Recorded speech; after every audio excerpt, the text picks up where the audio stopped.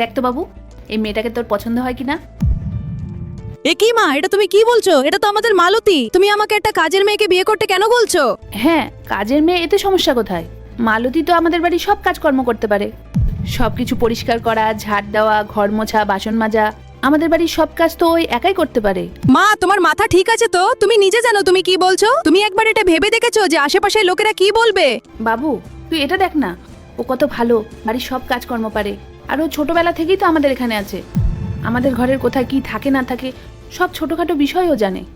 আমাদের যখন যেটা দরকার হয় সাথে সাথে ও সেটা এনে দেয়। আমাদের কত খেয়াল রাখে, তোরও কত খেয়াল রাখে। আমার মনে হয় তুই ওর মতো মেয়ে কোথাও পাবি না।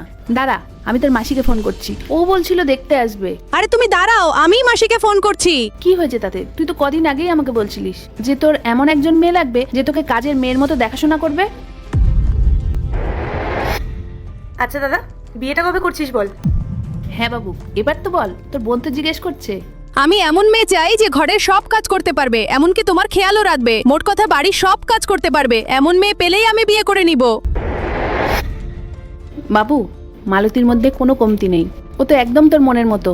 হ্যাঁ মা, আমি বুঝতে পারছি তুমি কি বুঝতে চেয়েছো। আজকে তুমি আমাকে বুঝিয়ে দিলে আমি যদি এমন মেয়েই চাই তাহলে আমাকে কাজের মেয়ে বিয়ে করতে হবে। আমি যাকে বিয়ে করে আনবো সে বাড়ির বউ হবে, আর বাড়ির বউকে এভাবে কাউকে এভাবে কাজের মেয়ের মতো কাজ করানো যায় না। তো বন্ধুরা, তারপরে কি হয়েছিল তা দেখার জন্য কমেন্টে নেক্সট লিখে দাও।